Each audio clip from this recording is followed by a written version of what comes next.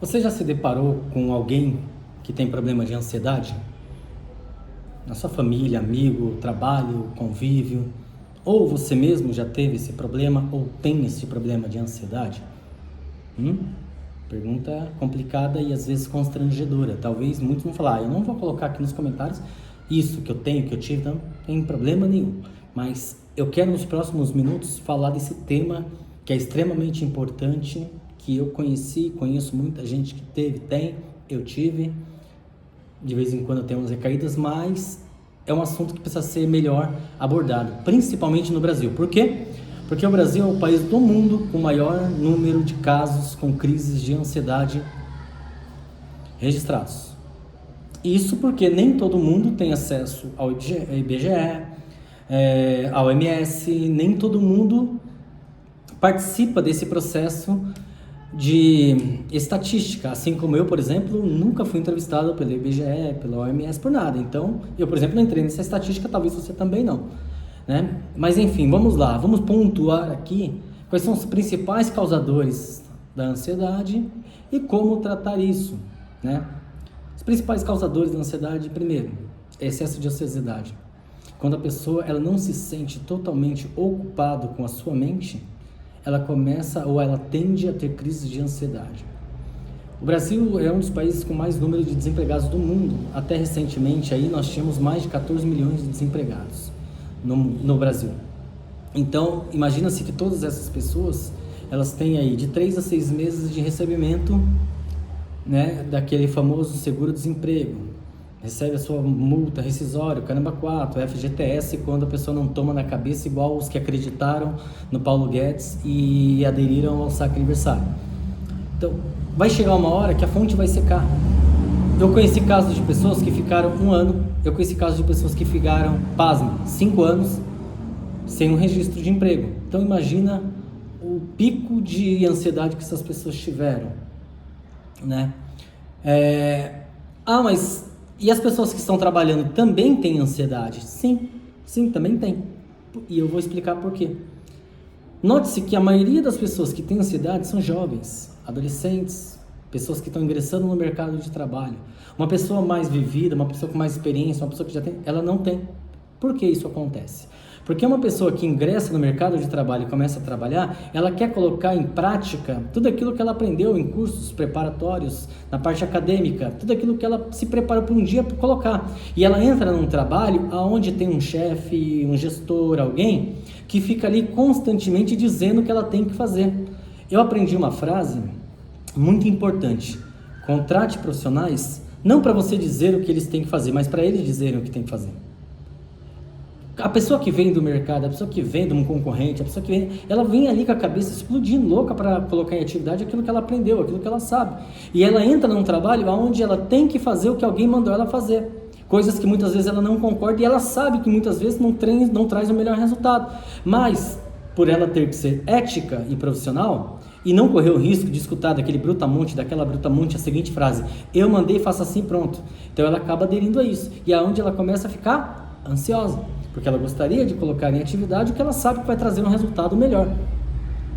Então tá aí o caso das pessoas que têm ansiedade mesmo trabalhando, mas o principal fator é aquelas que não têm uma ocupação.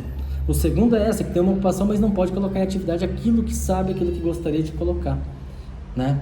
Quais são os outros casos de pessoas que têm crise de ansiedade, né? Lembrando, aqui não sou dono da razão, eu falo de fatos que eu vivenciei, acompanhei e tive. Se você vê alguma coisa diferente, pode acrescentar aqui, fique à vontade, aqui é democracia pura. Qual é o outro caso? Pessoas que são inconformadas. Pessoas que não aceitam a realidade, seja no âmbito religioso, no âmbito pessoal, no âmbito profissional, tá? Em qualquer segmento, ela não aceita a sua realidade, ela não se autoaceita, ela não concorda com nada, é uma pessoa negativa, uma pessoa que geralmente tudo está errado para ela, então ela tende a ter crise de ansiedade. Por quê? Porque ela se sente oprimida de expor a sua opinião. Ela está numa roda de amigos de 5 pessoas, onde vão falar que aquilo é bom, e ela quer falar que não é tão bom assim, porque ela tem experiência nisso, ela já experimentou, ela vive isso, mas ela não pode. Por quê? Poxa, não vamos mais chamar essa pessoa aqui não. Não vamos convidar fulano mais de tal não, porque sempre é do contra, sempre não. E infelizmente nós estamos vivenciando uma geração de pessoas que não querem ser contrariadas. Uma pessoa que posta uma foto na rede social, se ela não tiver 50 likes lá, ela é a pessoa mais feia do mundo. Se ela posta um vídeo no TikTok, no Kawaii ou em outra plataforma, e alguém não fala o quanto aquilo ficou bonito, o quanto aquilo ficou legal, ela não se sente tão importante. Entendeu? E principalmente, se ela coloca um conteúdo, qualquer coisa que ela fale, olha, isso aqui precisa ser feito dessa forma, alguém fala, não é bem assim, pronto, acabou. Então, a pessoa que não aceita ser contrariada, ela tende a ter crise de ansiedade. E isso é um problema gravíssimo. Porque, assim, uma conversa saudável, um relacionamento saudável, uma amizade saudável, é justamente aquela onde tem contrapontos e cada um expõe a sua opinião e deve ser respeitada. Não é porque o teu método dá certo que ele é absoluto. Não existem verdades absolutas, só existe uma verdade absoluta, que está lá no livro de João 14,6, ponto. Eu sou o caminho, a verdade e a vida, ninguém vai ao Pai se não for por mim, ponto. Essa é a única verdade absoluta. Nem a morte é uma verdade absoluta, porque tragada foi a morte, pelo Cristo que venceu. Então, Jesus Cristo é a única verdade absoluta que existe. Fora isso, não é porque você tem uma constatação, ou até mesmo evidências daquilo que você sabe que traz um bom resultado, que é uma verdade absoluta. Eu fico assustado. Às vezes eu vou pedir um serviço para um jovem, vou pedir para alguma coisa, ele fala a seguinte frase, não, isso aqui não é possível de ser feito. Eu tive troca de celular, eu volto e meio eu tenho, mas a mais recente é porque eu saí da linha de smartphone para ir para a linha de iPhone, saí da linha de Android para ir para essa linha aí do iPhone, né? Tem todos, eu nunca imaginei que eu fosse fazer isso, mas eu fiz. Aprendi a ouvir, né?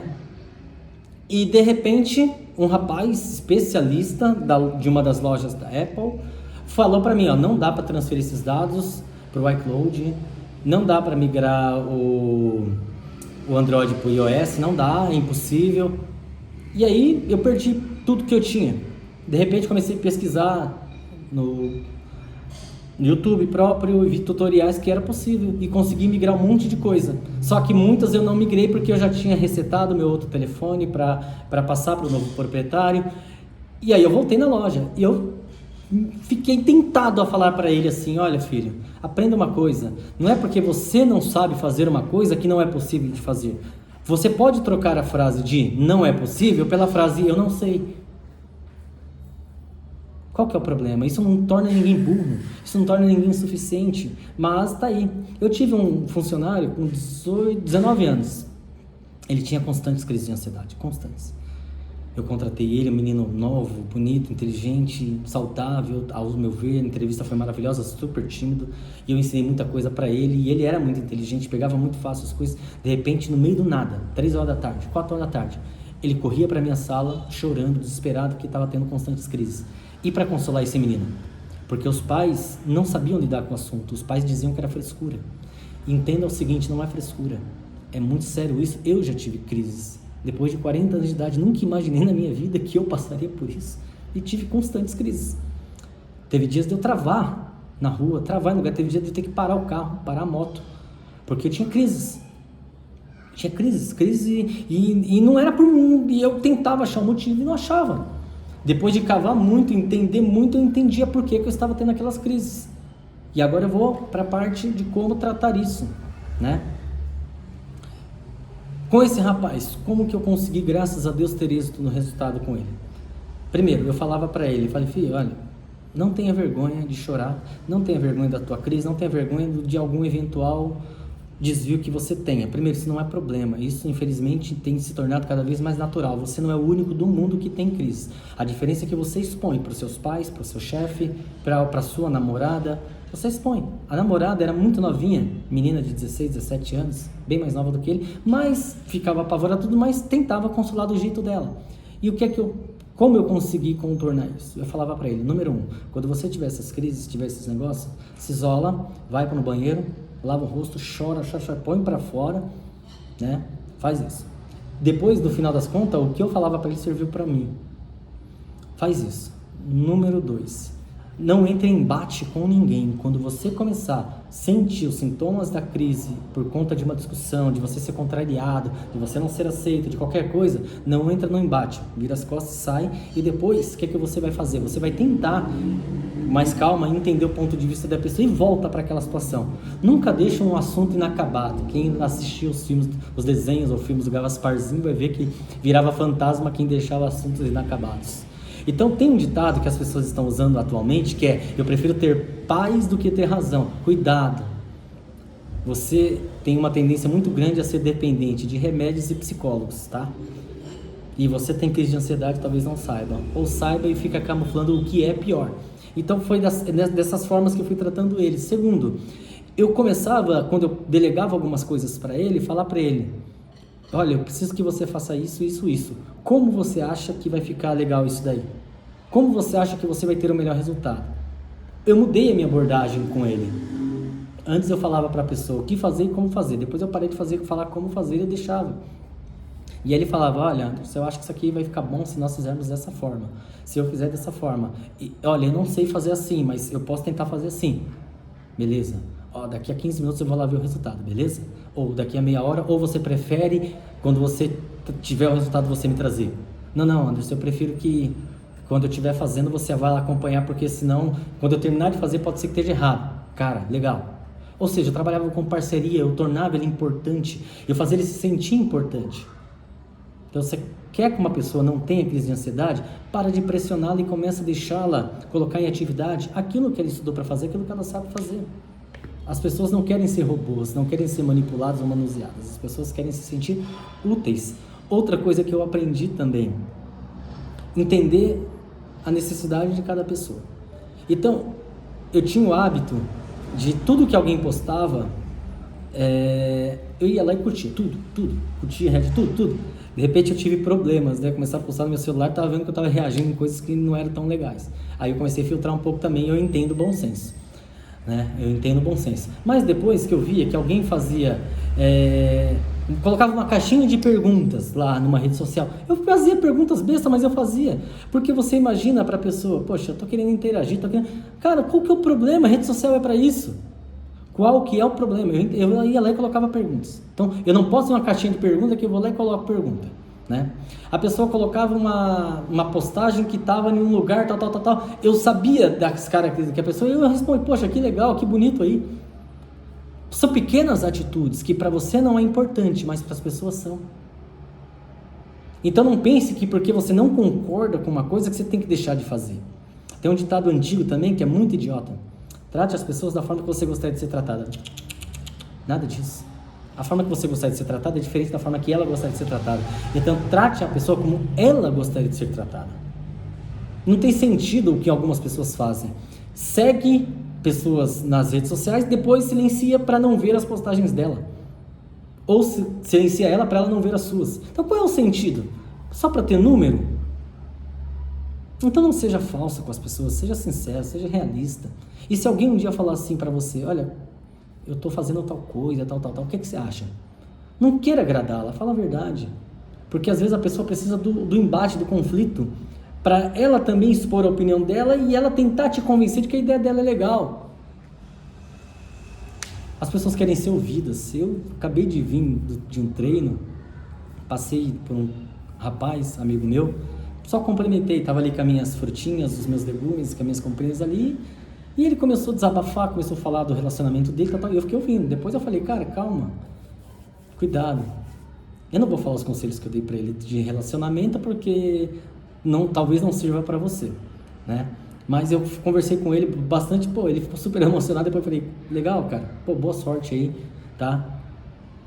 Foram 5 minutos que eu dediquei pro cara. Não acabou a minha vida por causa disso, não atrapalhou a minha vida por causa disso, não fui evasivo por causa disso, mas ele só queria alguém para conversar. Ele estava lá no estabelecimento comercial dele, né? Eu tenho alguns negócios lá também com o patrão dele, e assim foi, cara. E a vida é isso. Faça com que as pessoas se sintam especiais. Faça com que as pessoas se sintam úteis, ocupadas. E não faça as pessoas se sentirem idiotas. Porque você falar que uma pessoa tem razão, só porque você aprendeu num tutorial de YouTube e alguma coisa que Ah, é melhor ter paz do que ter razão. E aí você não entra no debate e faz as pessoas achar que uma roupa que ela vestiu, que é horrível, mas para ela se sentir bem você diz que é bonita. Você enganar as pessoas não é legal. Não é legal. Não é honesto com elas, não é honesto com você. E nós estamos formando um exército de mimimis. Nós estamos formando um exército de pessoas medíocres. Por quê? Porque elas não estão acostumadas com o embate, com o conflito. E aí começa a ter as crises de ansiedades por conta disso. E a maioria que tem são justamente jovens. A maioria do número de suicídios que tem são jovens. Depressivos são jovens. Porque estão ouvindo o quanto eles são especiais, o quanto eles são bonitos, o quanto eles são maravilhosos. E nem sempre a coisa é assim. Tá bom? Eu espero que você tenha gostado. Deixe seus comentários. Se você não é inscrito, se inscreva. Mande esse vídeo. Coloque nas suas mídias sociais, porque eu tenho certeza que alguém precisa ouvir isso aí. Beijo, fiquem com Deus. Tchau!